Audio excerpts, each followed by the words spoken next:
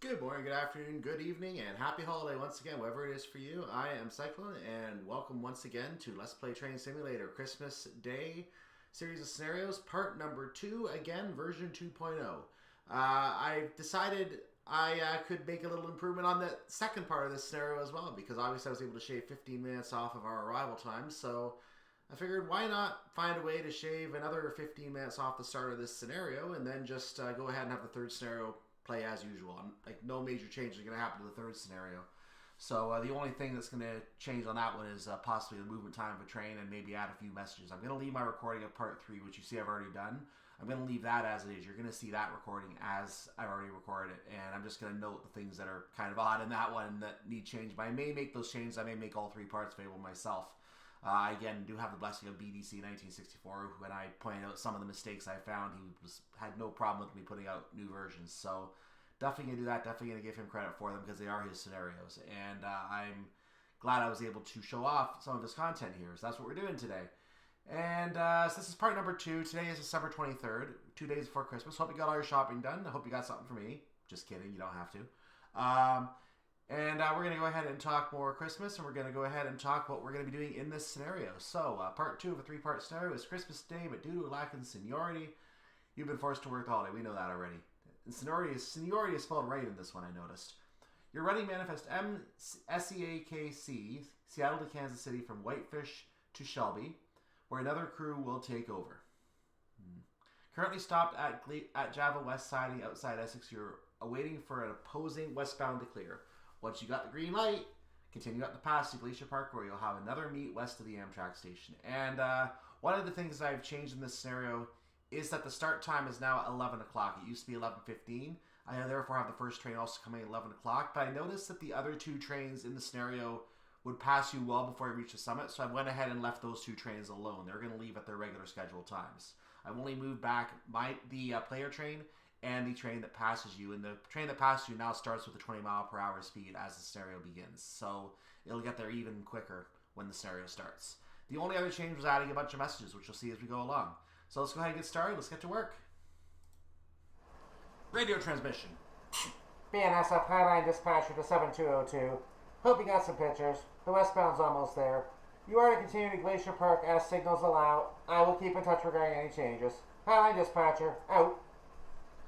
Okay, and as you can see, we are starting roughly where we left off last time. I actually made a little change, cosmetic change, because we had to stop so close to the signal last time. So I made a cosmetic change, and as you see, I put ourselves, well, about 200 some mile away. I tried to move the entire train up, but when the constant center was causing it out of memory area, I had to move it 1 train at a time. It was just a pain in the butt. So basically, I just moved it 1 car at a time, and that's what came up. So you can stop at this spot, and I'll just leave it like that. Anyway, another change I need to quickly note here. 7218 is actually supposed to be the second engine. I set it to 7219 in the first scenario. That was my fault. It is now set to 7218. All 3 will have the proper 2 engines, 7202 and 7218 at the start of the train. Let's take a look at the train. It's going to come around the corner in just a moment.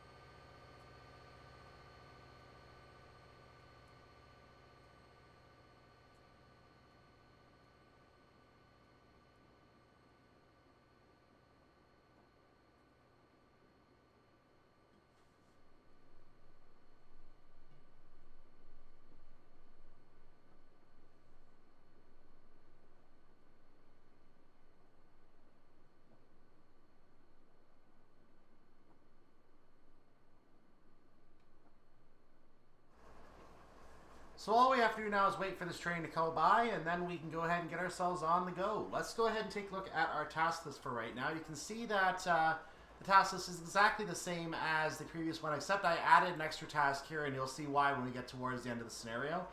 There was something that is noted on the workshop page as a mistake. I decided to put it in the scenario as a storyline element. So I've gone ahead and added something there. You'll see that when we get up there. I'm not going to spoil what it says for now.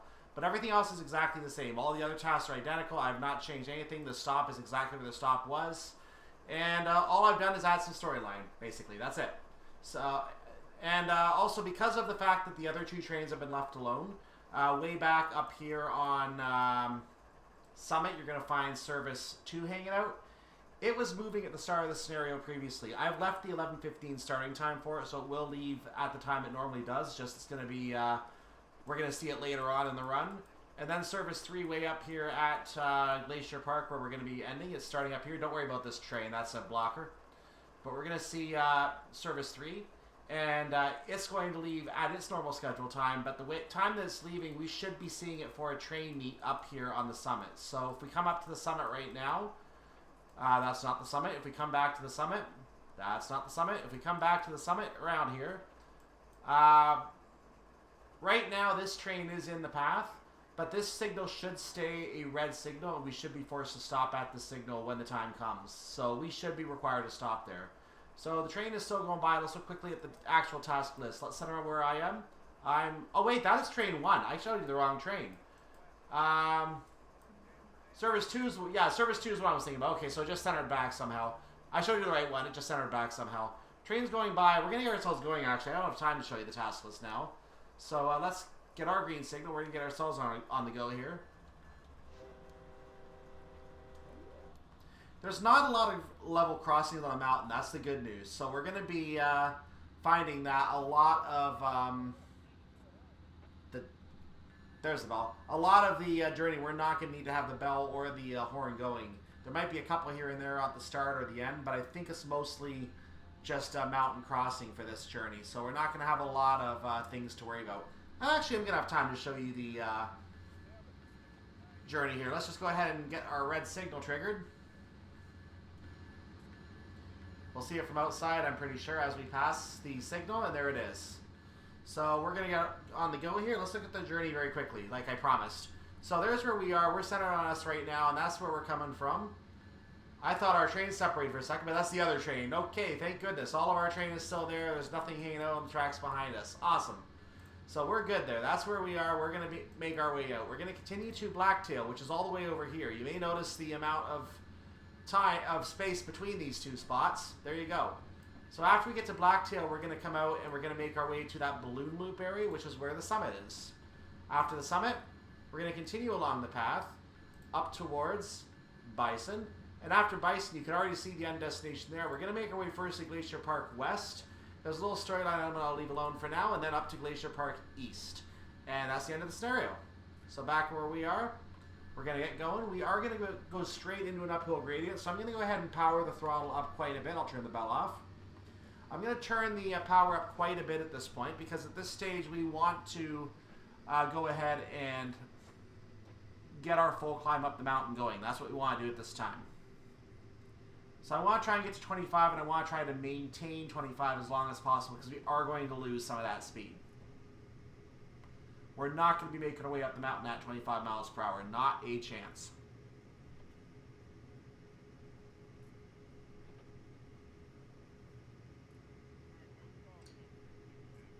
So we are climbing at a 0.8%, or now 0.5. It was 0.8, but we are going to even out for a moment here to get our bearings. I'll lower my throttle as we do that.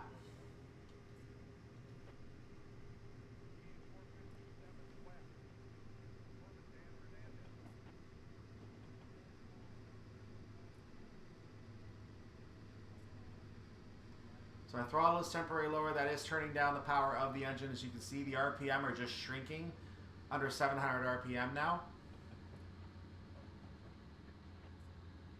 The amps being drawn for power is minimizing, and that's going to mean our speed is now going to slow down quite a bit.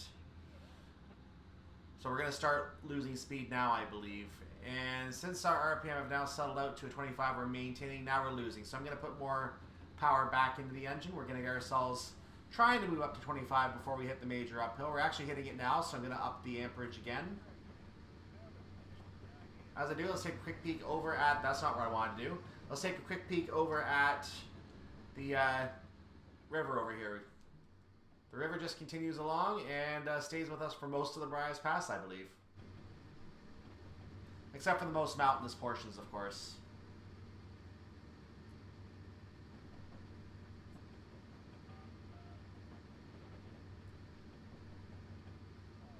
So I just hit 25 miles per hour. That's around the point I wanted to do that because we're now on a 1.8% uphill gradient.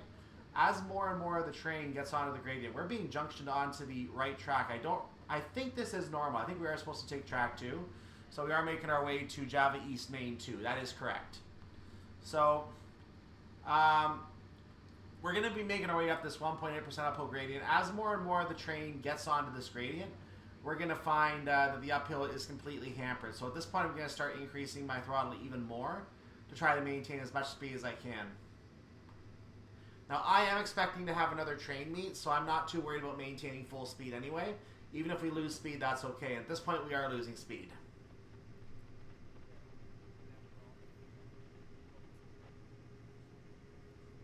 So we're at 100% throttle. The engine is revving up, but we're not going to be able to really gain any speed here. We are going to just keep losing speed at this time. Even at 1,000 RPM, drawing 650 amps, we are losing speed. We actually are gaining more amps because we are losing speed. So we're using more amperage out of the engine. So we're forcing this train to work on the hill, but these trains are designed to work on the hills, so it should be okay. They're just going to go slowly. And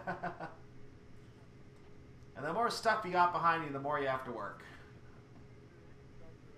So while we're climbing the hill, we're just going to be in this position, probably not even touching the keyboard for about half an hour now. So while we're in this position, I want to know what you guys are... well, actually not what you guys are doing, because obviously what you're doing may be related to COVID and precautions, things like that. You may even be delaying gatherings if some of you have COVID yourself. But what are your traditions? What do you normally like to do at Christmas? I asked you yesterday's video about your favorite part of Christmas. Now I want to know what kind of traditions you have. And this could be something as simple as a set custom. Maybe you, obviously part of Christmas, if you celebrate Christmas, is opening gifts from each other. And whether that be 2 or 3 or 20 gifts, like however many gifts it is part of the custom that you have. So what is your custom with doing gifts? What's your custom with having the Christmas meal? What is your custom with certain rituals like prayers or things like that you might do only on Christmas, or especially on Christmas more than anywhere else? Do you go to church? Do you go to the midnight mass or whatever mass you go to? It might be the earlier mass if you have kids, for example. And again, this may not necessarily be what you do this year because everything's going to change due to COVID, but what are the customs that you normally follow for Christmas? What is your normal ritual? And I'm curious what some of you do out there. I'll talk a little bit about my family's ritual, at least as time has gone on. When we were younger, and even when my sister and I had gotten older and become adults and were still living with our parents for a while, we actually had a custom where in the early years we always had family over for Christmas, so we always had to do all of the gift opening in the morning. Everything had to be done by 11 o'clock so so the parents could concentrate on any last minute cleaning, especially in the living room where we were opening the gifts, as well as getting ready to have the family over. Which and sometimes we'd have to help with cleaning. We'd have to get the new gifts upstairs into our bedrooms out of sight, so it wasn't causing a mess around the tree. Some things did stay around the tree, but some things just went straight upstairs. And we would get the place clean for company. We'd have company over for the family, and then we would chill out for the evening after the family had left. Basically enjoy the evening, not doing anything really special. Sometimes we would play games. Though the game playing was mostly reserved for the New Year, we did sometimes do it on Christmas as well, especially with the family. We would play a game with the family. Extended family. Now, in later years, the last couple of years, we actually had the gift opening in the afternoon, strangely enough. We had dinner, and then we had the gift opening, which is kind of a strange way to do it. One year, we actually had the stockings before the dinner, and then we had the gifts afterwards. So we have changed our custom a little bit in the last few years, And now if my father actually passed away, we might even change our customs further. I know that my mother has me. Actually, my family, the 4 members in my family in our COVID bubble, as we call it, we are all going to be meeting on Christmas Eve at my sister's. And I feel a tear in my eye now because I was talking about my father during the last scenario, and it's going to be hard having that kind of a gathering without him there. So that there is a tear in my eye from that right now. But we are going to have a gathering at my sister's, and my mother is planning to take me home with her that night. So I'm not going to come home. I'm going to go with her that night. Going to have the alarm set here and everything, so no one can come in here if they wanted to, even if the door was open. So we're going to have everything set up here, and I'm going to go home with her. And we're going to go ahead and enjoy whatever is left of the evening by the time we get there. It's probably going to be late, so we're probably going to go to bed very shortly afterwards anyway. And me a little earlier than usual because I've been staying up past 2 o'clock lately. Then we're going to get up in the morning. And I don't know what the plan is going to be for that. I know this is the time she usually likes to clean for having company over, but she's going to have most of that done already because you don't leave your cleaning for the last hour before people get there. That's unless, you know, you're my family. We won't talk further about that.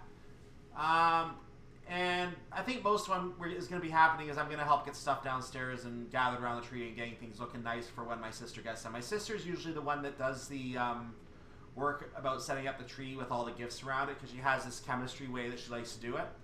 But she's with her husband now, and they're going to have to come to where my mother and I are going to be. So it's going to be up to my mother and I to sort this out because I don't think we're going to be sitting around too long. We're just going to have the pleasantries. We might have a little breakfast. Like one of our customs is having cinnamon rolls. In the last 5 or 10 years, we started having cinnamon rolls. Maybe even longer than that. I don't know. And I think they were burnt one year, but they were still good. And after our cinnamon roll breakfast, we're going to probably have our gift opening, just like that. That's going to be how it works. Then we're going to have lunch, and then we're going to probably split sometime after that. We might play a game as a family, and then might have a couple games, might play some games. But we're probably not going to have the TV on except for the Yule Log channel. You know, you got to watch that Yule Log burn every year. And then at the end of the day, I'm going to go home with my sister and her husband. So it'll be the 3 of us heading back into town. And my mother will be, as usual, by herself, which is unfortunately normal for her these days.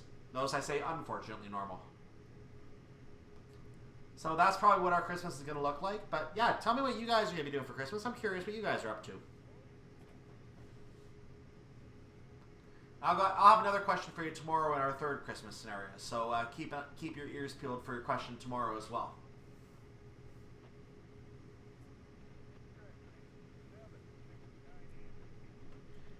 If you are watching this playlist of scenarios after seeing part 1, I hope you enjoyed part 1. If you're watching these in succession, part 3 is obviously going to be right after this one. So you can go straight to that one and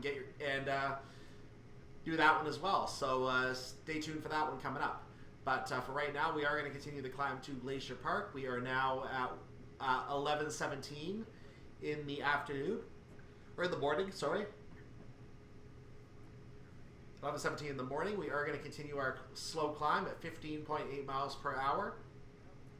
Speed limit is 25 all the way up the mountain. We are going to reach the 35 when we get to the summit, but it doesn't go into effect, I think, until we completely cross the summit, which is good because we're going to have a stop up ahead anyway.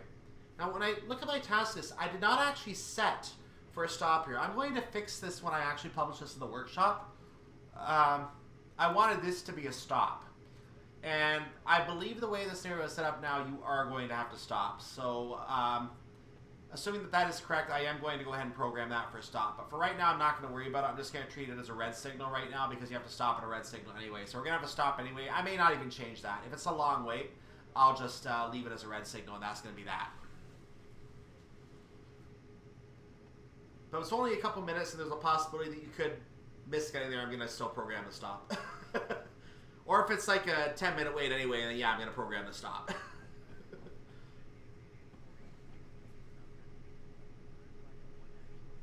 One of the official scenarios I remember playing, or maybe it was a Class 66 one from someone else. No, it was an official one. It was actually an official one on Edinburgh, Glasgow, Class 66 scenario. I actually know one of those scenarios you actually have to come to a stop in the siding, but by the time you actually reach the siding, the train has already gone by. You have a green signal. Why are we stopping here?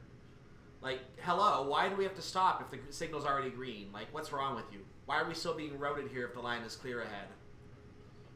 So, we're being shoved through a 15-mile-per-hour siding instead of a 70-mile-per-hour straight track.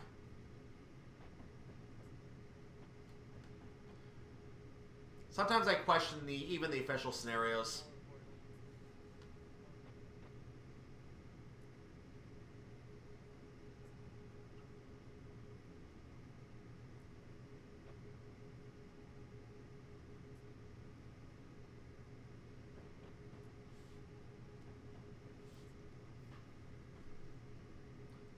All I know is if I decide I want to pick up a scenario ID and I want to make a scenario, I'm going to try and make it as perfect as I can. And I don't expect everything will be perfect. There'll be mistakes. There are going to be things I don't like. Even after I publish, something's going to be found to be a mistake, but I'm just going to leave it at that point. Not that big a deal. Now, when I edited this scenario to actually move the train up to its starting position, because it was started about 7/10 of a mile back from the signal, not even in the gold stop period, the gold stop area, I actually ran into an out-of-memory error on 3 occasions. One, I tried to move the consist, the whole thing, and the game said, nope, you're not doing that, and basically quit out immediately. The second one, I started moving a car at a time. I got to the last 2 cars, and all of a sudden, the fabled out-of-memory error showed up again, and then I tried the whole consist a 3rd time. Nope, same error. So I was really not expecting to be able to move this train up. This was my last try to do it. And this time, I was able to do it all 1 car at a time. So we actually succeeded. We're actually going to continue this climb, and we're going to... and the better starting position is there now. I'm going to see if I can do the same thing for the 3rd scenario in the version you're going to see. But in the version of the 3rd scenario you're going to see, we're going to start 5/100ths of a mile back from the signal. Again, not in the range where we would stop. So we'll just assume the train rolled down the track where you backed up a little bit to get a better picture or something while you were up on the mountain or something like that. We'll also assume that you moved the train yourself at the request of the yard hand or something. To me, that's an acceptable way of looking at it. Now you might be thinking, if I move the scenario back 15 minutes, will that not affect the time continuity? Well, it's time for the guy's lunch break when he gets to Glacier Park anyway, so he should be stopped there for a little bit anyway to have his lunch. He can't just keep driving on an empty stomach, you know? So, he's going to stop up at Glacier Park anyway, but I've also set it up so that one of the trains that normally passes you by innocuously, and you can just either pay attention to it or completely ignore it because it doesn't affect you. You could potentially run into that train now if you're not careful.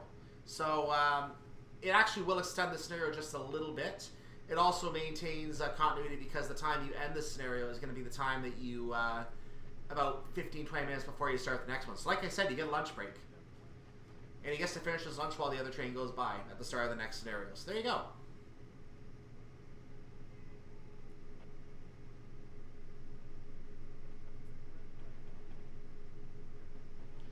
While I'm going to show you the version of the scenario that I already recorded, I want to make a quick note that there is going to be additional text storyline elements in the scenario. Not many because there's not a lot going on, but I will put a couple in there just to allow for some things. And I don't think I put something over the end of part 2. I'm going to put something in this scenario over the end of part 2 section as well.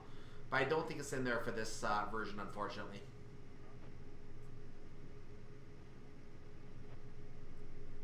Though now I think about it, maybe I did. I don't remember. We'll see when we get to the end of the scenario. It'll be a surprise to me too. I feel like I did put something in there. Oh well. I'm not going to head over to the build menu now because I will have wasted 25 minutes by doing that. We're not going to waste 25 minutes.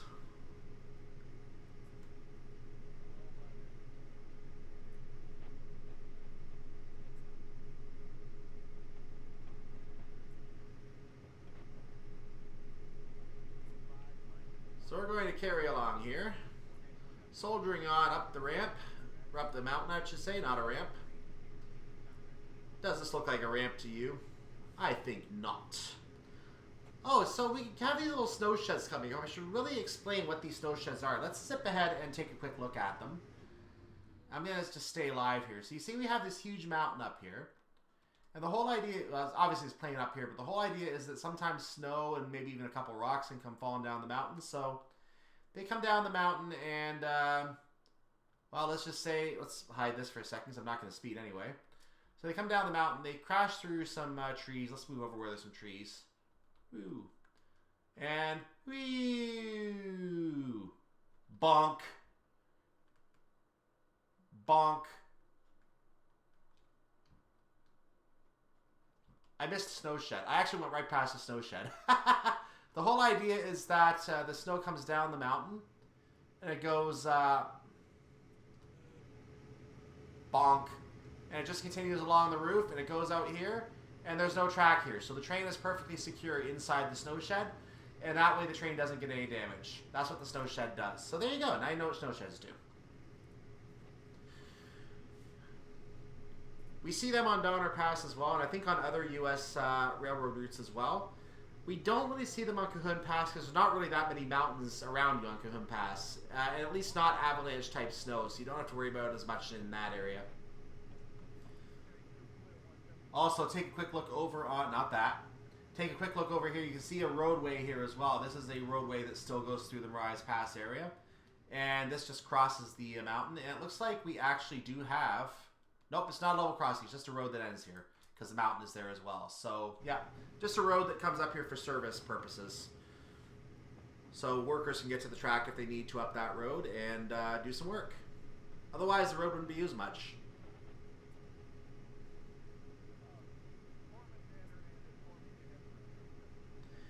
And the rest of the traffic just continues along the pass on their roadway. We'll take ours.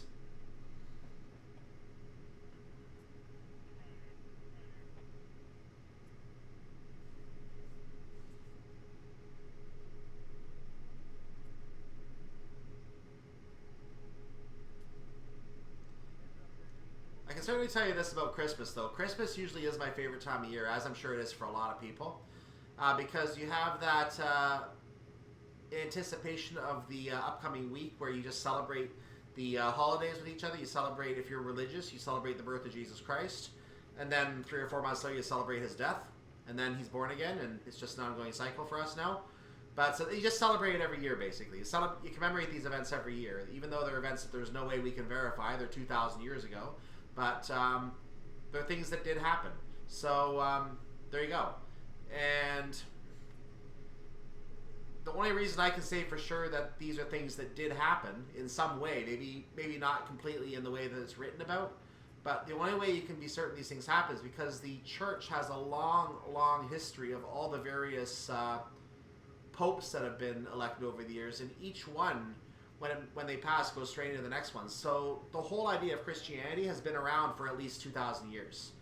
And ever since Jesus Christ himself passed, the first pope was named right then, and the succession of popes includes, I don't know if it was Paul or who it was, I don't remember offhand, it's been a while since I looked at that. But the first pope was right after Jesus died, like within the year after Jesus died. So you could almost say Jesus was the first pope, but he wasn't actually listed as a pope because he's listed instead as the Son of God in Christianity. So from that perspective, if you consider that there's 2,000 years of Christianity, it makes sense that it would have had to start somewhere, and that lends credence to the whole idea of Jesus Christ being there. Now, everything from the Old Testament, I don't know if creation actually happened the way it did, that all of a sudden there was light, and then there was land, and then there were people, and everyone just showed up and went about their business. I don't know if that's all true. And the whole Adam and Eve thing, no, I don't think that's true at all. I don't believe that at all. But that just seems like a story to suggest how creation may have happened if God was in full control of it, and maybe he was. I don't know. But yeah, the whole Christianity did start with Jesus Christ, I'm pretty sure, and I'm fairly certain that part of it is true. And the New Testament is probably a lot of true events. The Old Testament seems like more like fiction to me. But who knows?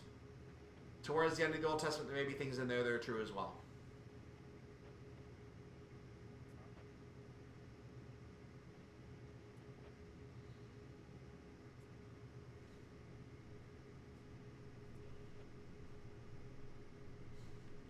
So I do think Christmas is the most exciting time of year. Speaking of Christianity, I know that I did attend. And I'm not going to discuss if I'm Christian or what religion I am. I'm not going to discuss that at all. I'm not going to talk about religion.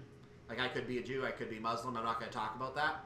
But what I can tell you is we did go to celebrations related to my religion for a while.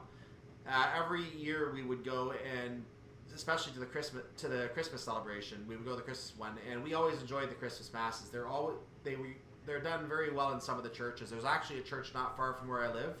We went there in 2019 before COVID hit, and we went there for a year or two before that as well. We used to go with my grandmother to that mass on Christmas Eve, and for a few years. And we actually, and the reason that we liked going to that church is because my mother and father and sister were at one time part of a choir at another place of worship. And after a new celebrant came in there and we didn't like him, we just stopped all going to that church. I stopped associating with that church as well. We all stopped associating. And my understanding now is that church has turned into a place for COVID deniers, which is a shame because it's the only real church in the community, and for it to be a place for COVID deniers, no, that's not cool. That is not cool at all. I actually heard a story from someone who was actually at a service there recently, and it was actually rather embarrassing what they had there. Very embarrassing, based on that story. But they did at one point go to be part of the choir at that church. I used to be involved in that church as well at some point. And at one time, as a kid, and this was before I had any involvement with the church, but as a kid, I remember being in the pews there and listening to them and everyone else in the choir singing. And at one time, I even made a comment: "You guys need to make a recording of this and sell it because you'd make money on this."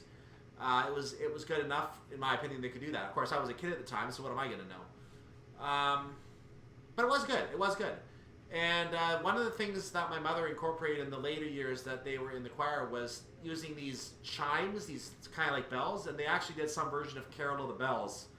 And I remember sitting on the other side of the area where they don't gather, and it's normally for spectators to the mass. And I remember watching people downstairs looking up at the lot that they were in as if, is that coming from up there? Is that really where that's coming from? Because people just couldn't believe they were hearing that at church. So it was kind of cool.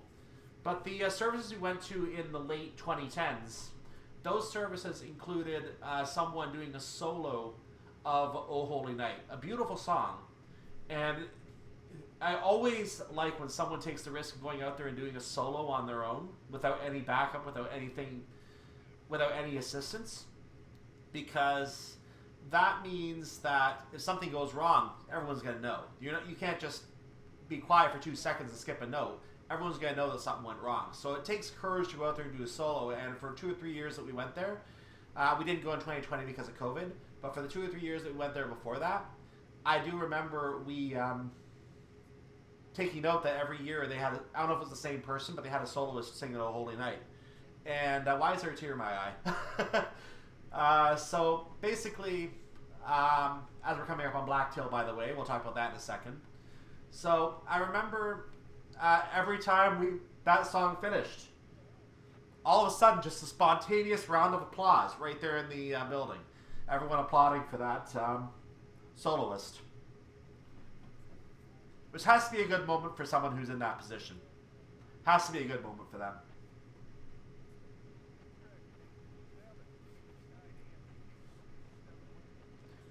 So whenever you go to a service and it has good music, that really makes the service. It's not so much about the service, because the words are the same as long as it's done properly. The words are always going to be the same. But it doesn't hurt to just hear the words every year as well. To hear a new, in that service they call it a homily. To hear a new homily about what it means and how it relates to the world as it is at that time, and trying to tie things together with the past year. So it can be good to go to that every year, even though the readings and everything are the same. Sometimes there might be some differences depending on certain things, but usually the readings are the same, and it's just is neat to see need to hear all the singing. The singing really makes it an event. My family's choir, they used to combine, they used to sing Angels We Have Heard on High, and then as everyone left, they would transition to Hark the Herald Angels Sing, and then go into a final, oh, at the end. So, that was one of the things I remember about the masses out where I used to live. Here comes, whoops, that's not what I wanted. Here comes service number 2, so we can see them now. I knew they had to be coming along shortly. I saw that they'd been going for about 20 minutes, so I knew they had to be coming along shortly.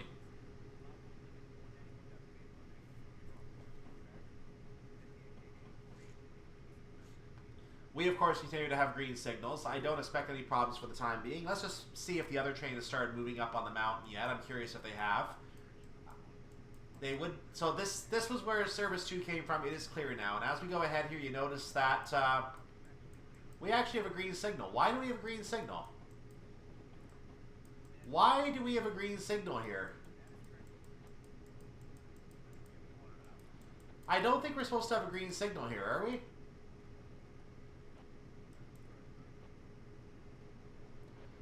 Radio transmission. BNSF Highline Sub-Dispatcher to 7202. I have a train heading your way, but you may reach the summit before he does. Please stop there and allow him to pass. You are clear for Glacier Park after that. Highline Dispatcher out. I'm actually a little concerned that maybe I need to bump the time of this train up a little bit to get him to the intersection a little quicker. That is concerning me right now. He might not actually be able to pass here. That would actually ruin the moment here. And I would have to replay this again.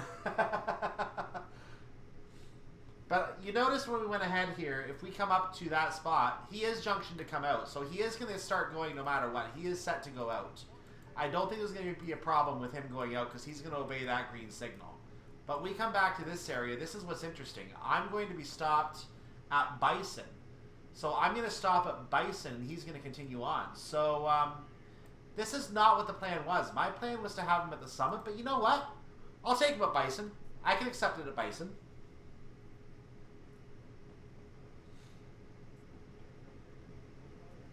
We'll see what happens.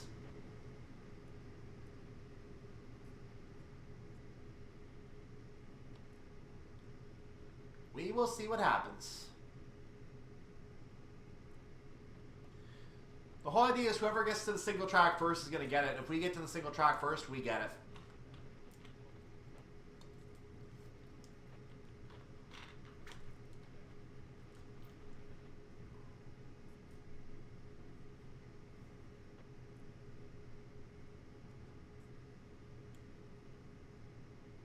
So a bit of a miscalculation on my part.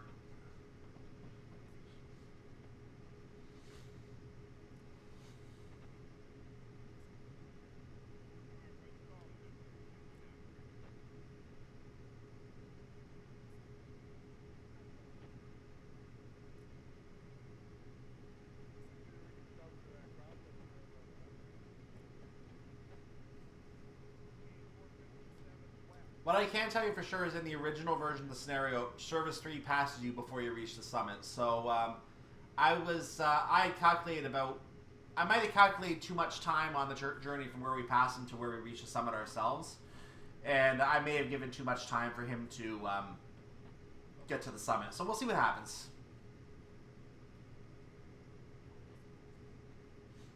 As you can see, we're not expected to reach the summit until 11:54. That train should be on the move by that point. I don't know why it wouldn't be. So he should be on the way by then. He is, again, all the way up. I should just do it like this. This will work. There we go. So he's right here. He should be on the way by then. I'm going to keep an eye on him and see when he goes, because that's going to give us a way to check to see what's going to happen in the map ahead. And I normally wouldn't focus on a train like this, and I wouldn't do it in the other scenario either, but keep in mind, I'm testing the scenario at the same time that I'm playing it. So I'm actually showing you some of these elements that are in process here because I'm intimately familiar with them at this point. I know what's going to be happening in this scenario. I just don't know exactly how it's going to happen. And that's what's being tested.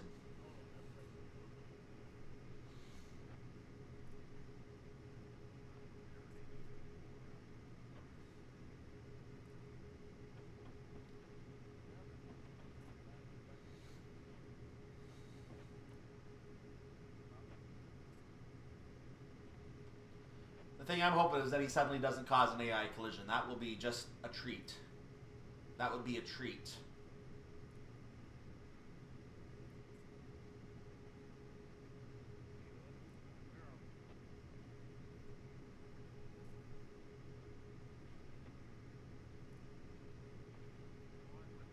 He may actually get stopped to allow us to continue on the single track as well. Let me actually check him again, and let's go back to Bison for a moment, because that's where we would be told to stop. But if he comes along first and he comes into this area... Oh, no.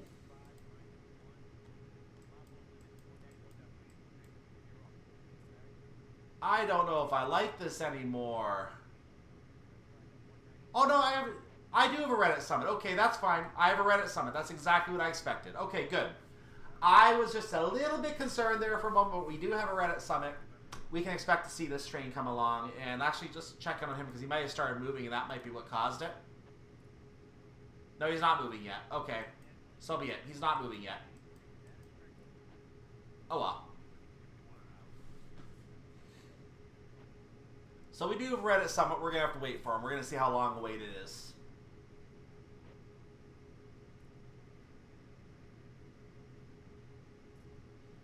But that's the only other train we're going to see in this area, and he's not moving yet. So clearly it's going to be around noon or so when we see him at the earliest at this point. Yeah, I think when we were originally climbing the mountain, he passes us at about 11:58 or so. So that sounds about right.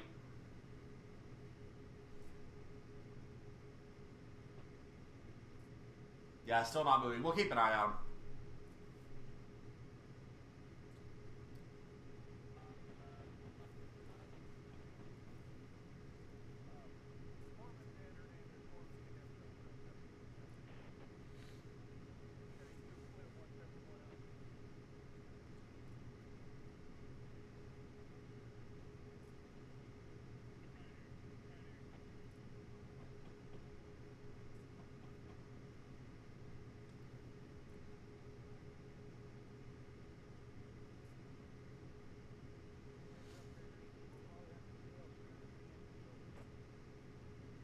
Roger.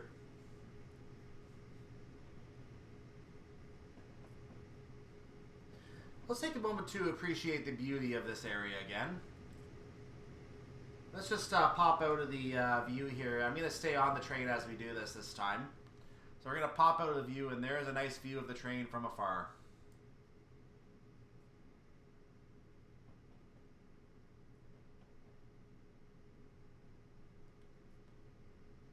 There you go. Chance to enjoy the beauty of the area as I'm now going to zoom back in on our train. Let's get back in the cab.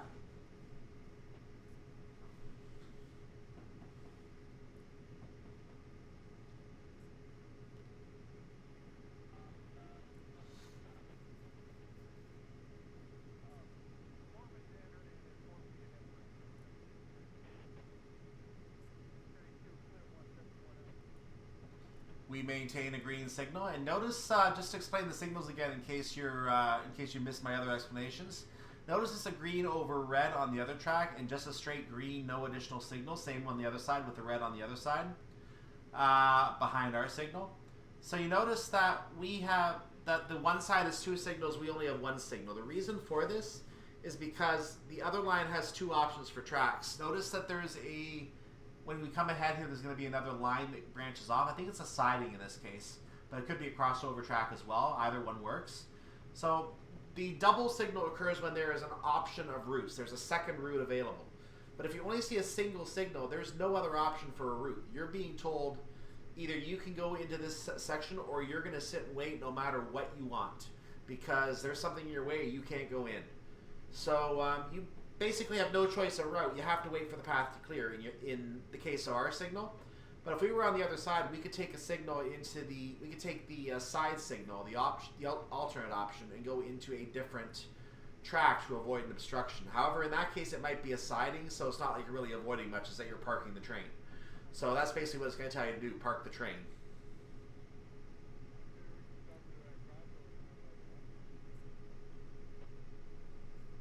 So let's check on service 3 again, and then I'll show you. Yeah, can't really, train's still not moving. But if we head over to here, where the signal was back here, you remember that was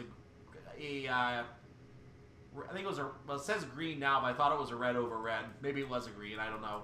But, or it was a green over red for some reason. So if we continue along this track, you're going to notice that at some point there's another track that branches off of it. I don't see it right now. I do not see it right now. Well, I guess there is no alternate track after all. Maybe I missed it. Maybe I missed the alternate track. That's a possibility. Because there's another signal here, and I have a feeling that does not relate to this one. So there you go. I must have missed the, it must have been a crossover track and I missed it. Oh well.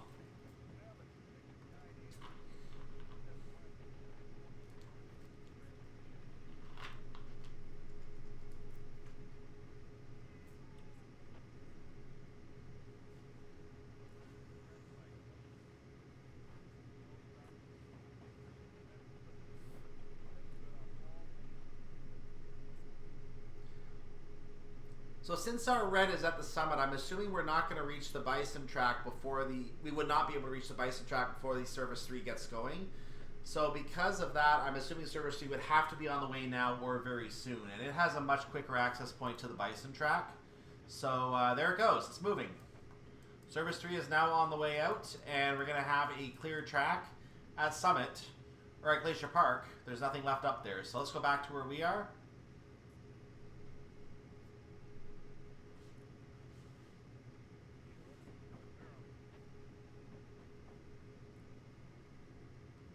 So we are four miles from the summit. We're going to get to the summit while the other train, I believe, is at Bison Park. And then he's going to have clearance to go ahead. He has advanced clearance over us. Now you will be able to look at the clock in the corner, which says 11:45 right now. And you're going to be able to see how quickly he gets here by the amount of time that passes before I show you the time again. But if it's a really long time, I may punch a couple more minutes off the time. I may get him started even a little bit earlier so that it's not as long of a wait for the player. I've already set it so the lunch break takes place at Glacier Park anyway. You can pop out the train, go in the shed for a moment while you wait for the train.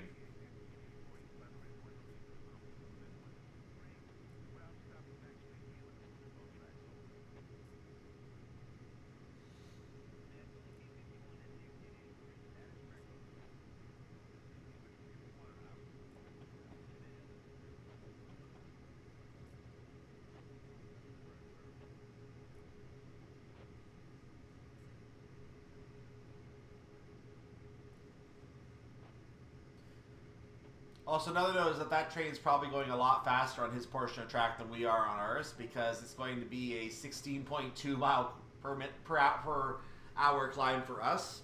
We're going a little less than 4 miles, so it's going to still take us a little less than 15 minutes to get there based on this math. Our arrival time is listed actually as 11:56, so apparently we're going to make it about 9 minutes.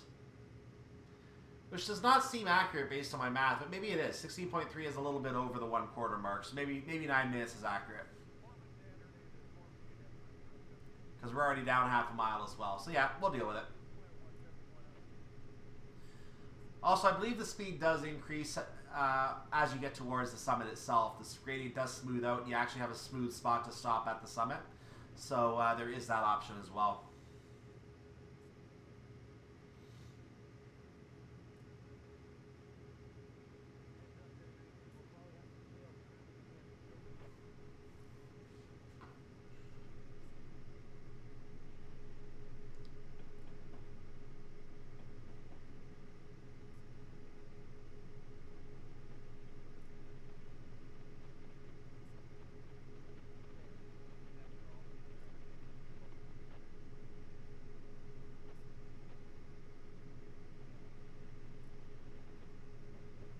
In fact, we just went up to 17, so we're already gaining a little speed. The gradient is a 1.4% gradient at this time. And we're now 3.35 miles away from summit number 2498. Summit Main 2, number 2498.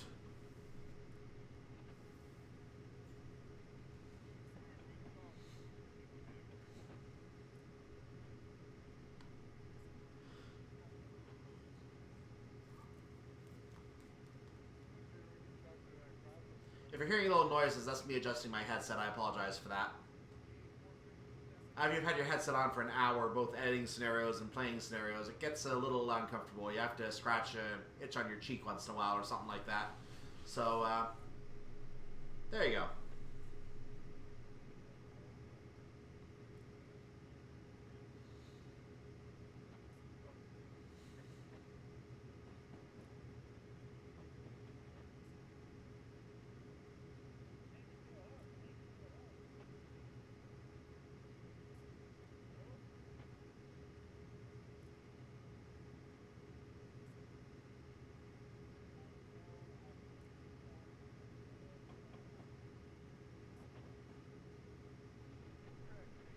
You can see another big mountain over in the distance there. Very nice.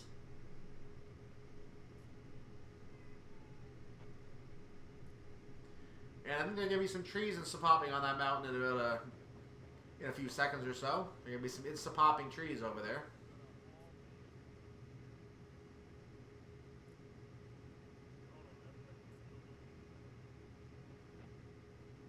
Mountain's trying to come into focus.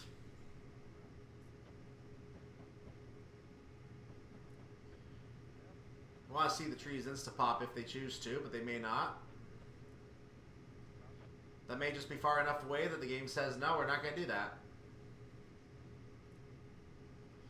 You can assume the mountain is clear. Clear mountain for you.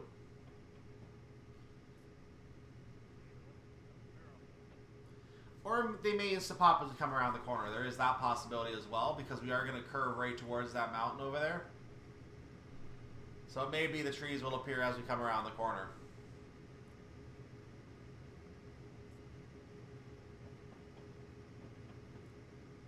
Though on the other hand, we are continuing left, so maybe not. That mountain just stays off in the distance, I guess. Notice that we're in a bit of a shadow here as well. If we turn... So if we want to get a picture of this train on its good side, this is its good side right now. There you go.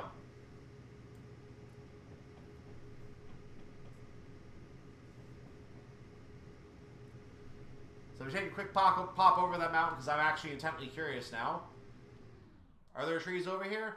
Yep, there they are. It's popping on top. And now I can go back and the trees are actually on top now because I made them load. So there you go.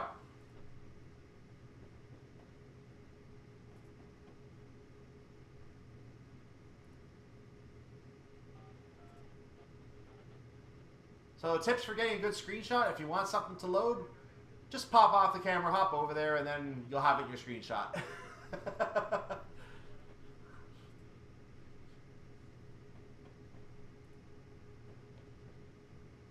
Fun times shall be had by all. Many wonderful screenshots.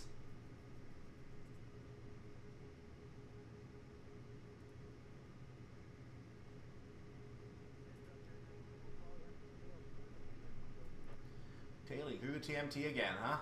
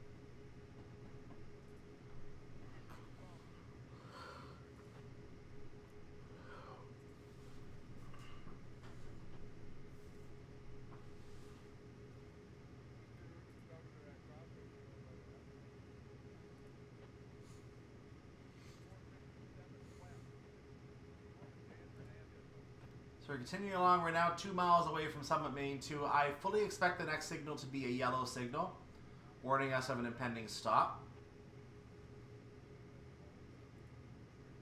We're 1 mile away from that signal. In the meantime, let's check the status of service number 3. Has it reached Bison? It has. It has come through Bison. It is making its way along the double track here.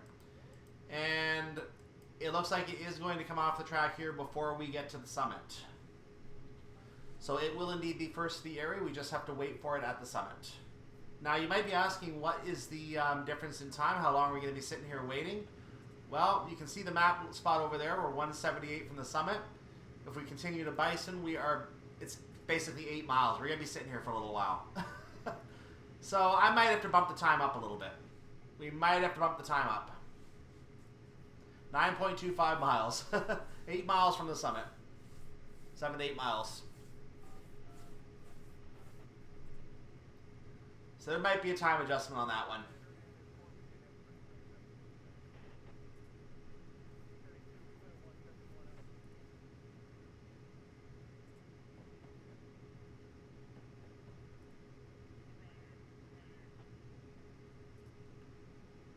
At the same time, the track from Bison is a faster track. You see the 35 as we get to the summit, in fact.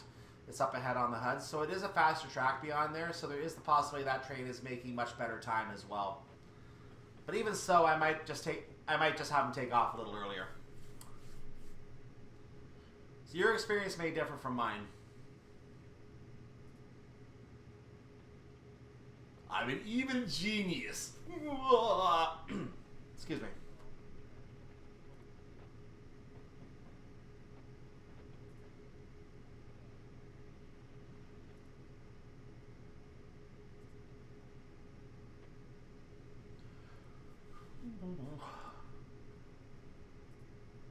So,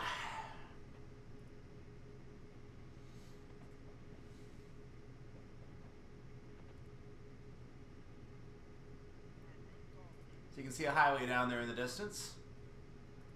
I have not seen our signal yet, but now I'm looking at this, and this signal might be green or it's a junction. I'm not sure which.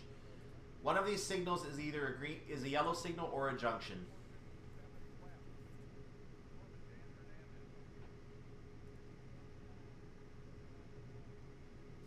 We can see the yellow marker ahead. That is the marker that I'm going to be paying attention to.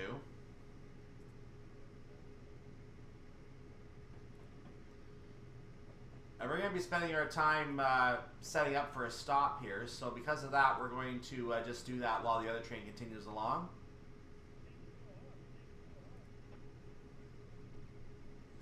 I mean, we have been told to stop at Summit. The storyline tells you we're going to be stopping at Summit, so I'm not spoiling anything by saying we're stopping up there.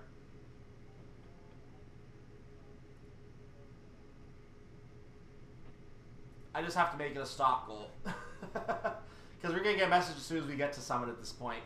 And I have to make that a stop goal so the message comes up after you stop. That's when I'm going to have to change. So for some reason, we still have a green signal here. That does not seem right. That does not seem right at all. I'm going to assume that perhaps we have a speed limit in the siding that I'm not aware of.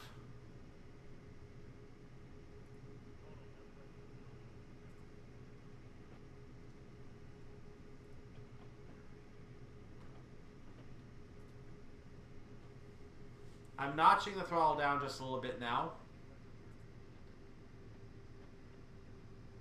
Again, because the storyline told us to stop, that's why I'm doing that. And I'm assuming that should have been a yellow signal. I don't know why my signals are suddenly not working. Is this a problem with not resetting my cache? Because I have not reset my cache. And I've been playing this multiple times. So I wonder if my cache not being reset might have something to do with this.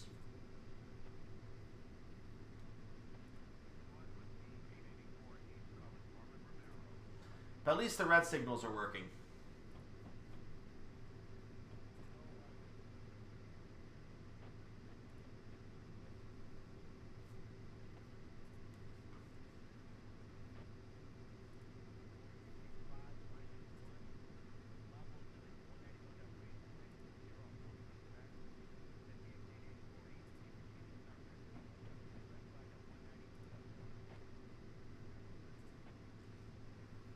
Just peek ahead here. Yeah, that's a junction marker. That's not a signal. That's a junction marker. And as you can see, it shows a green on there, which is quite interesting, because the next signal's a red.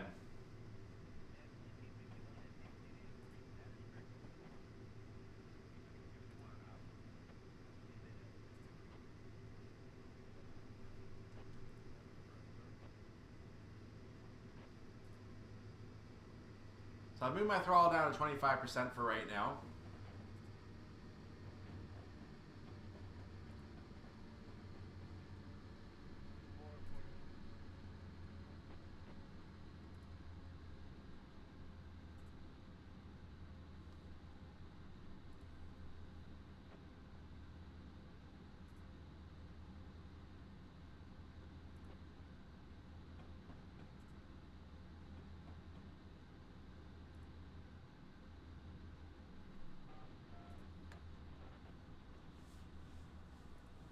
So, status check of the other train.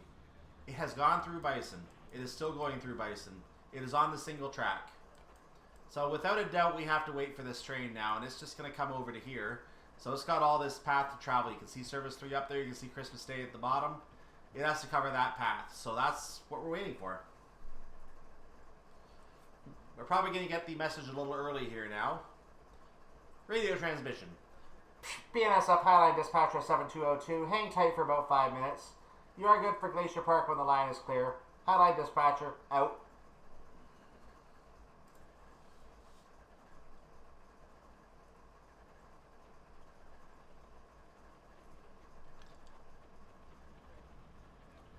We're just going to keep easing the train forward here. So ahead should be a red signal. I don't think we have it in sight yet. It's too far away. It should be close. Is that a yellow? Further ahead should be a red signal.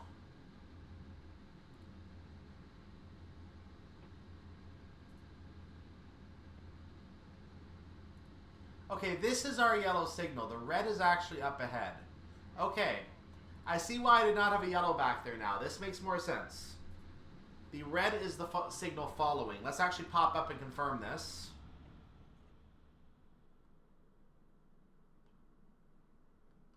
And actually, my stop point should probably be up around the track up here. So that's why it doesn't make sense. The signal is right. That's a mile marker. The signal is going to be up here. Okay, now I realize this. Now I realize this. Let's keep going. I have to change the stop point to a different summit. I did not realize that. I did not realize that was going to be the stop point up there. So I'm going to have to change the message a little bit. I'm going to have to change the stop point. We're going to figure that out. And we are going downhill now, so this is going to be interesting.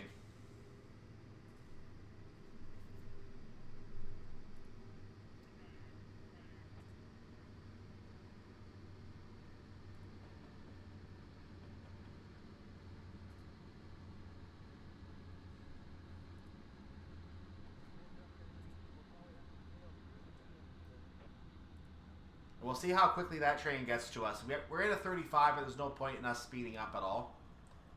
Absolutely no point.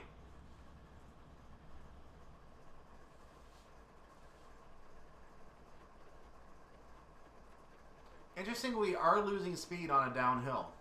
Probably because part of our train is still going uphill. That might be why. We are on a 1.0 downhill gradient at this moment. 1.0%, I should say. I think Germany doesn't use the percent, so it would just be 1.63 or whatever it is.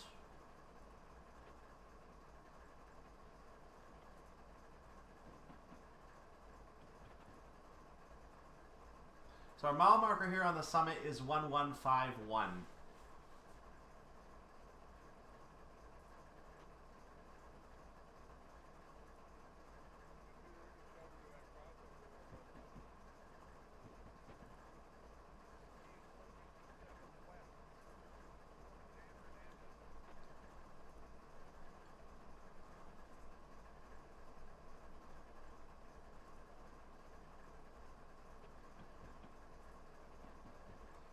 So you are approaching that red signal now. We are within, well, almost 0.2 of a mile from it now.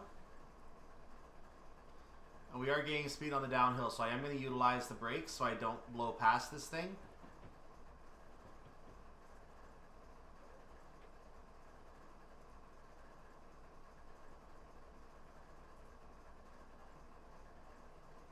And I'm going to have to bump that brake up. That should be manageable now. I'm going to take the brakes off.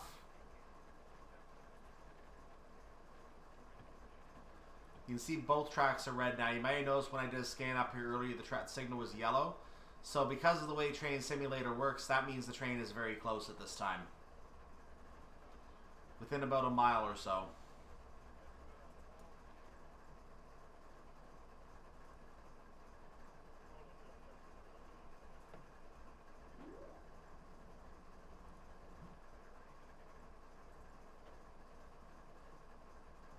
Brakes, please. Thank you very much. This will do. So for my own record, I'm going to have to change the stop to Summit Main 2, but without the number 2498. We don't want to stop in the siding section. We want to actually stop at the track. You can see Service 3 coming up straight ahead. And we have, I'm just going to look back at where we passed here, the 2498. So technically a train could go through the siding at 2440, so that's why this is also marked as a siding. Typically, I think you'll only find one siding in use at a time. If both are in use, then you're stuck using track number 1. So that would cause some more traffic headaches. So we're going to assume that this is normal. And as you may have noticed a red signal in the middle of this as well. Anyway, we're going to get ready to watch the train coming in here. Let's go take a look.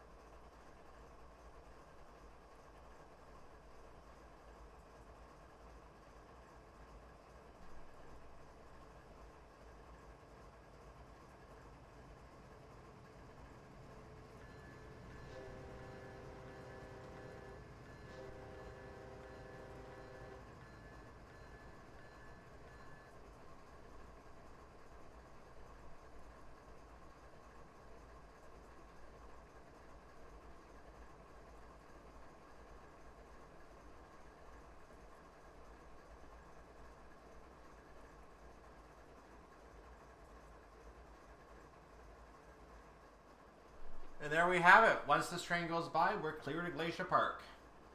And notice it wasn't that long away. It's only 12:08. I think when I actually came to a stop, I actually was very, very close to... I actually was able to go straight up to that train. I finished saying what I was saying. I went straight ahead, and the train was within 2 miles, just like I expected. So, turns out that is a good stop point. I just have to make sure I set the stop point to be at this signal, not way back in the siding at number 2498. So that's what I'm going to have to just double check here. You can see the end of the train already coming up in the distance here. So here it comes. Just a quick review, we're going to be continuing from here to Bison, which is now, I can't really see it very well, but yeah, it doesn't want to show me very well. It's not going to show me. Do this way. There, you can't read it on the snow, but I think it's about 8 miles away at this point. We're going to get our green right now. Let's get ourselves going. I let off the brake just a little early, so I kind of took a chance here. This other signal still has a green, but now we're green. We're good to go.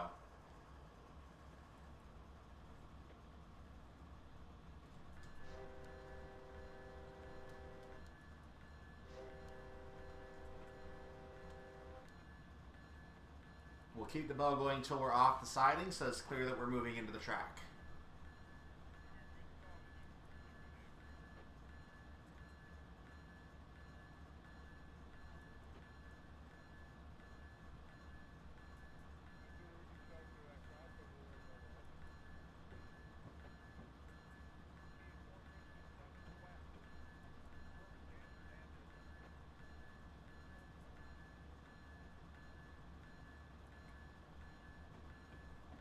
We'll take the 15 miles per hour and then I'll turn the bell off.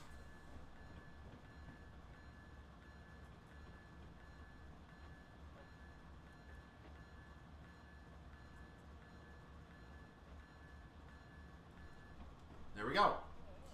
So quick review of the rest of our journey while we gather speed. You can see we are moving very nicely. The other trains are going to continue on. I think it actually comes off the map at Java. It goes all the way to Java before it disappears. So just in case for some reason you're having trouble getting up the map, the trains are still, or up the slope, the trains are all programmed to go by you, so you see everybody. But looking ahead here, we are going to be continuing on, as I said, to Bison, which is all the way up here. We're going to be continuing on to Glacier Park, which is up here. And then we're going to make our way to our stop at Glacier Park East. And that's the remainder of the scenario.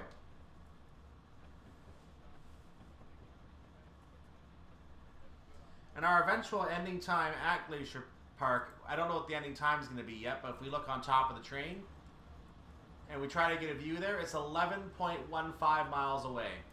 So we are, I thought it was at 8, but it's actually 6.1 miles from Bison East. So another 5 miles to the end of our journey at Glacier Park. And that's where our driver's going to get a well-deserved lunch break after about 3.5 hours of driving.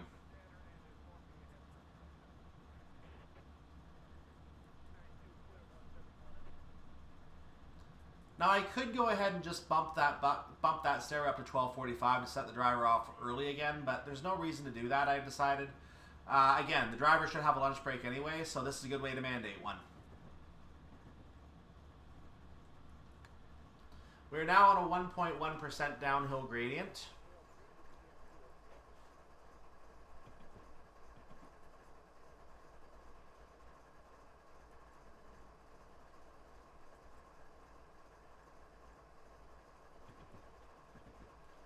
And I now need to put some brakes on, so I'm going to do that.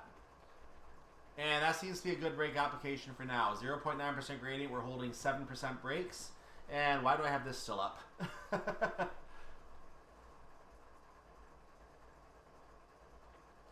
5.5 miles to Bison East. The speed is still trying to go up, but not by much. So I'm going to be able to hold this for a little while, it looks like, until the gradient steepens, assuming it does. It may get steeper. We can see at this time, we do see the signal coming up. I expect all signals will be green at this stage. So I'm not foreseeing any problems. We are going to need a slight touch on the brakes, it looks like. So I'm going to bump it up to 8%.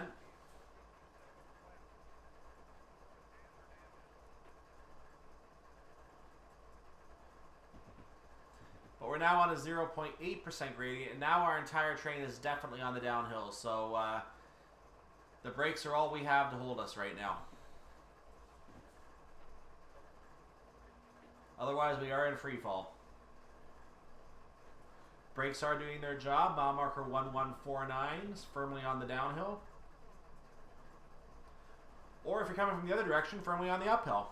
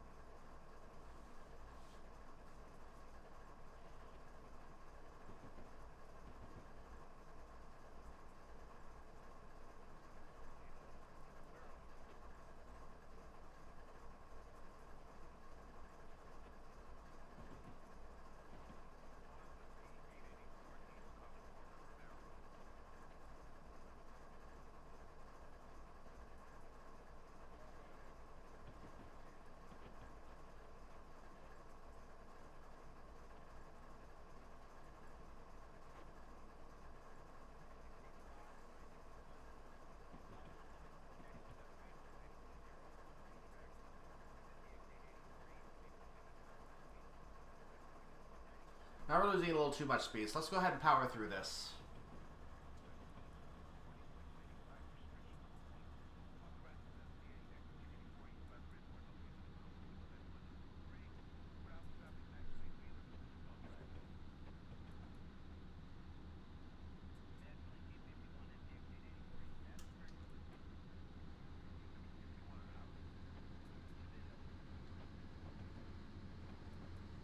I think the reason we were losing a little bit more speed there is because we're on a 0.7%.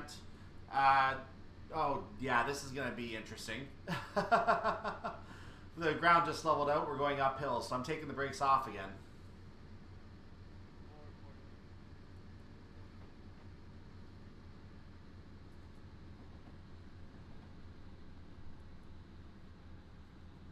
You see we do have a 45 coming up. We're going to have to be careful because there is a downhill after that 45.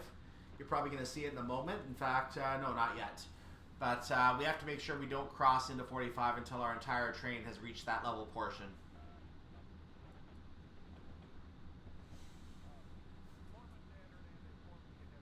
And there's the downhill right after. A little bit of lag as well, you may notice there.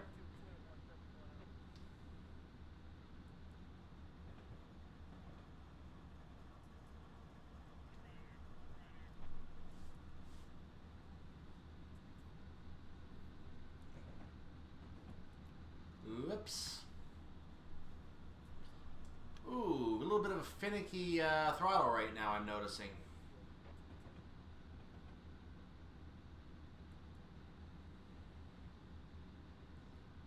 We're holding for a moment at 33 as we're going on the uphill segment now, so it looks like 25% throttle is okay here. Mile marker 1147 has just passed us, or is passing us.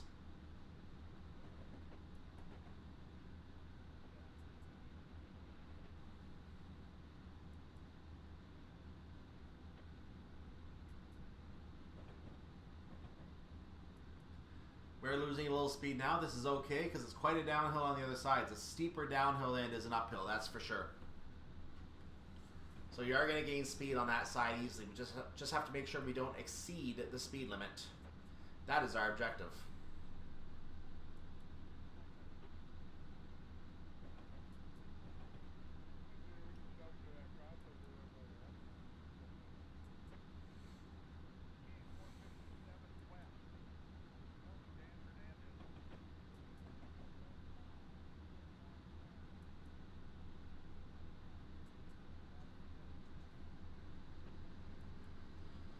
I'm going to put a little more throttle on just to get us back above 30. But I'm going to cut that car just insta-popped, I think. Oh, no, that car's sitting there. That car's just sitting there. Look at that.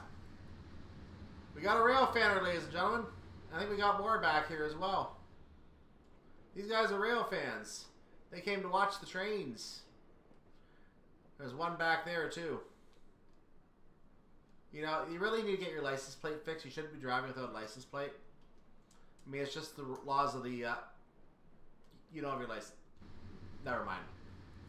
We appreciate the rail fans, but please get a license plate.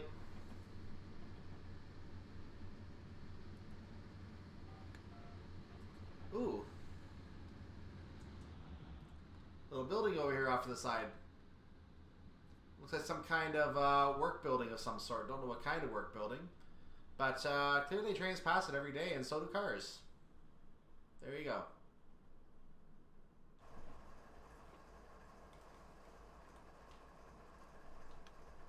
So we have our green signal. We're going to continue to increase speed because I think we're going to, at this stage, I'm looking pretty good at this level for getting the 35 as we enter the 45.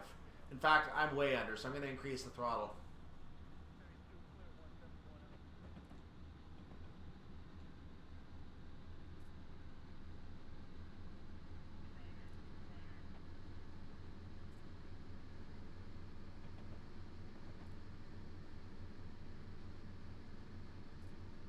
There it is.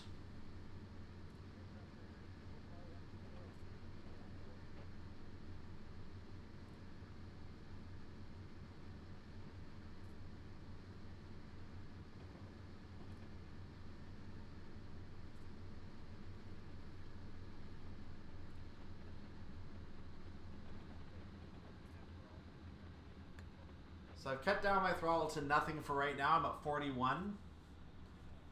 Having a pretty good drive, I think. I don't think I've sped yet, though it is kind of hard to speed on the uphill. It's the downhill where it can get you. It's hard to speed past 25 when you can't go up to 20. So I think this has been a perfect drive so far.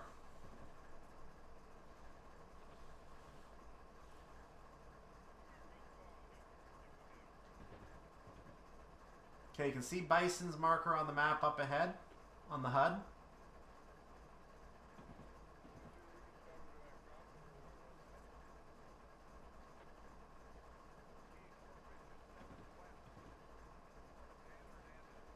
We're going to go ahead and just let the speed drop a little bit here. Again, the pause as some trees insta-load. Insta-pop.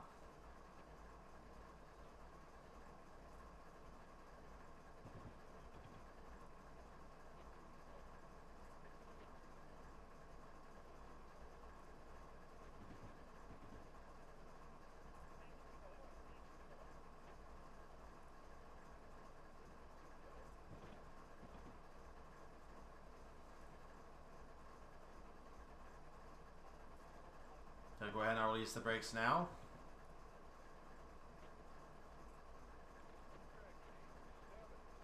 As we do maintain being on a downhill gradient right now, so we can afford that.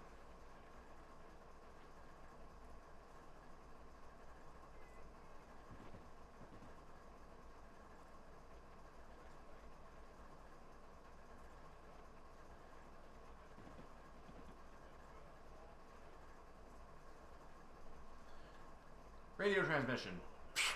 BNSF Highline Sub-Dispatcher 7202. Period. You're going to have another meet at Glacier Park. Stop your movement short of the signal at the east end of the siding past the depot. Highline Dispatcher out.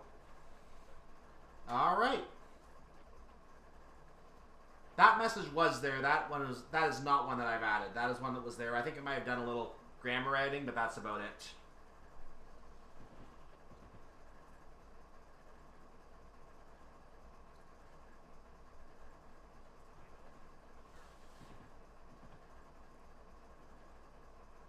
Take a quick look at my glasses while I'm going here. I might need to tighten that screw in them just a little bit. Might be popping a little loose.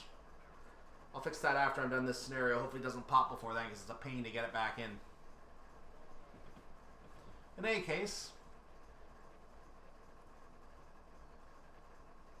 we are now almost fully clear of Bison Main East. The back of the train just crossing it right now. And it is now passing the signal. And we are clear.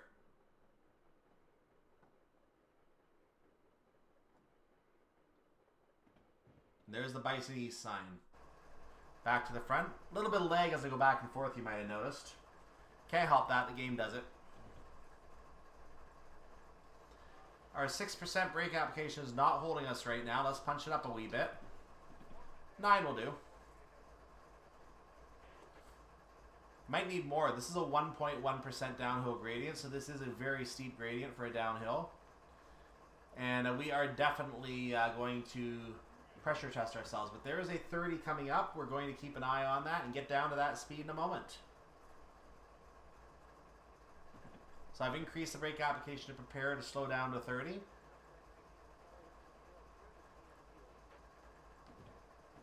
Now I may not make it to the signal at this at this rate, but I am trying to do a slow descent in the speed, so I can try to do it as I approach the 30. As I get in, I want to be at 30 just as I get in. That's what I'm trying to do, but I might have been a little bit early on that. It is possible I might be a wee bit off.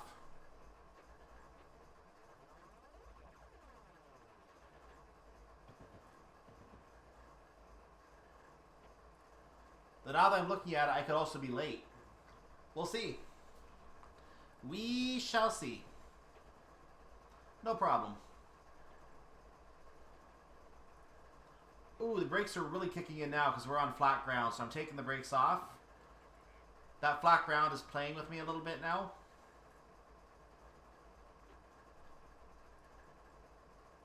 So I'm keeping a minimal brake application. I have a smaller brake application than I did before.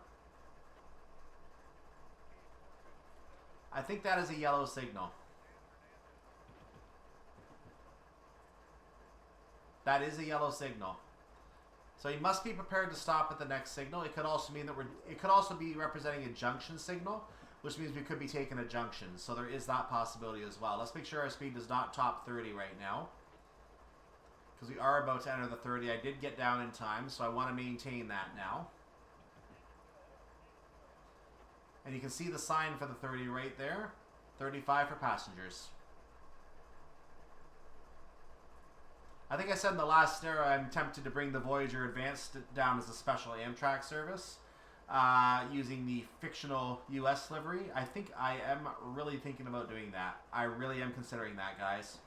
It's not going to be as part of this series. If I do it, it's going to be coming in the future. I already know I'm going to use, excuse me, I know I'm going to be using the Voyager Advanced and running a series of scenarios on that. There's a special series there that I'm not going to mention yet. There's some really short scenarios. I'm not going to mention them yet.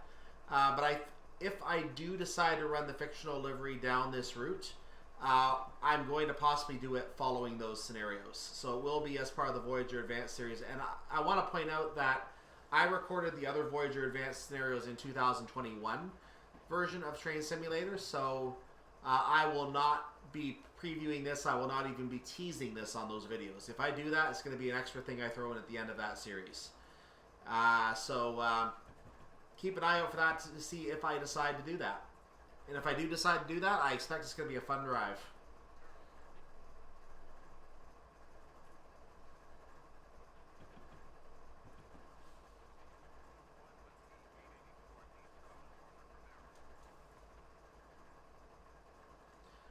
So there is a 40 coming up, but we're going to be junctioning immediately into a 15, so there's no, wow, don't speed. Yeah, there's no point really trying to speed up in that. We're going to be downhill all the way to the point where we have to get to the 15, so or at least to the 40. So we can definitely slow down for the 15 at this point. I will have to increase the brake application. This will not be enough, so I'm just going to tap it up a little bit to try to get a faster rate of deceleration. That is the objective for right now, and so far so good.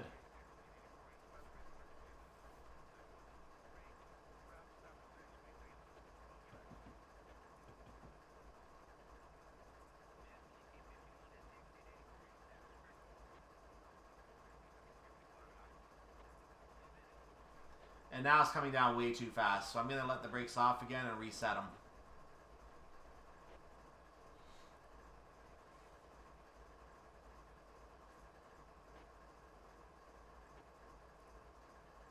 And now it's going to start increasing again, of course. Fantastic.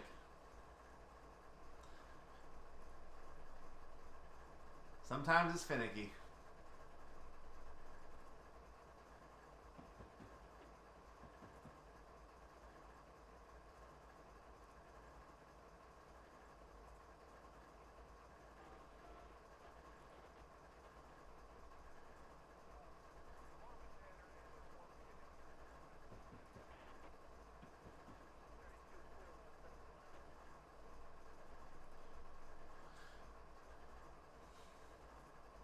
So we are about 3/10 of a mile from the 15, 3.5 of a mile.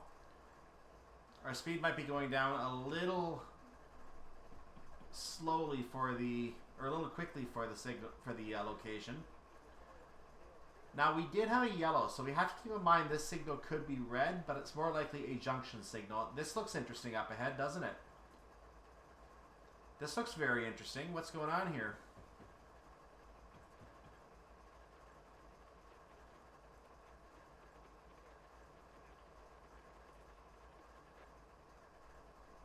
Hold on.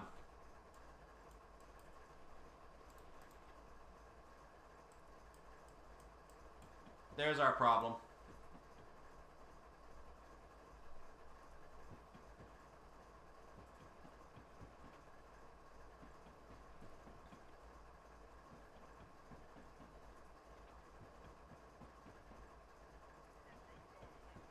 So you can now see Glacier Park East up ahead. Looks like we would have been going into a buffer. So thankfully we noticed that. I'm speeding. I didn't get down low enough. Darn it. I thought I got distracted with the buffer. It always happens with a buffer, doesn't it? You think something's going wrong.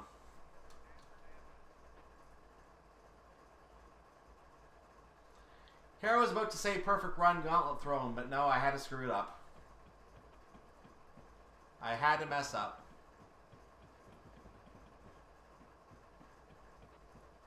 Oh, look at that. More station people.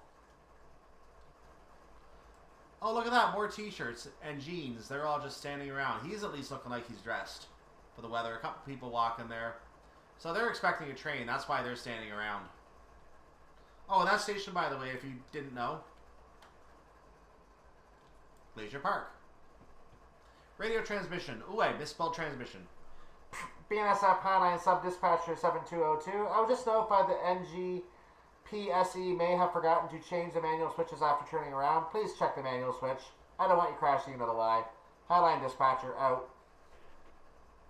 A little slow with that, buddy. I just realized it was a problem and fixed it. So if you didn't catch on that you were running into a buffer, this is your chance to correct it. That's the switch that you have to correct. Otherwise, you go running into the Y. And that you hit a buffer right there. So basically what would happen is you would be continuing down this track. You'd be taking a right turn here. And you'd be going into a road. That's what you'd be doing.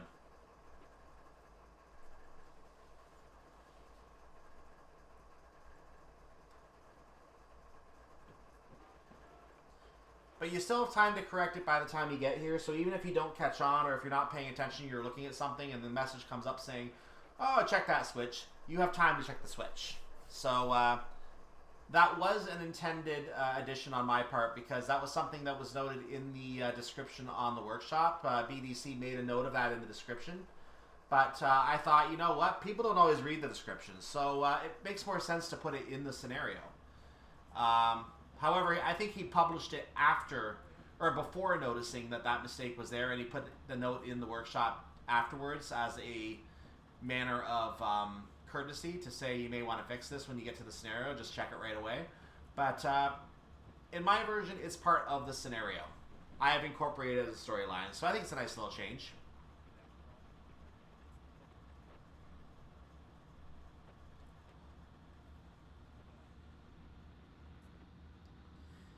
Now the question is, did I put a final message in the final box at Glacier Park 2200 East? Only because I remember saying something about 1 p.m. I believe I did. So I believe there is a message in there. I believe I did customize that. So let's go ahead and get up there and let's check it out.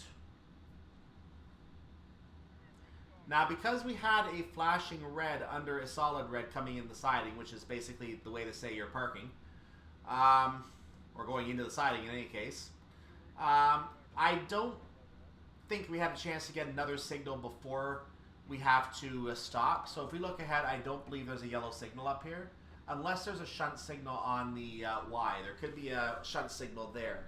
That is a possibility. I do not know what the case is. But if there is not a shunt signal there, we have no real warning that we're going to have a red. We have to drive assuming there's a red when we're in the siding like this. When we get veered off, we have to assume there's a red coming up. So this is something we are going to assume anyway.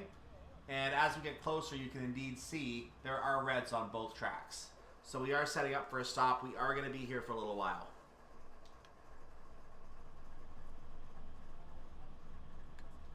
And this siding should be set properly. So if we come up here, you can see that is set for us. We would be continuing right into that train.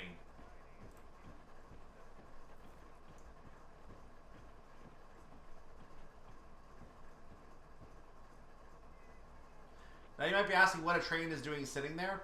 The whole idea is that it was supposed to block you and provide the red signal, but I have to figure out if we can actually set the red without a train. If so, I'll fix that before I upload the scenario. Otherwise, it's staying there.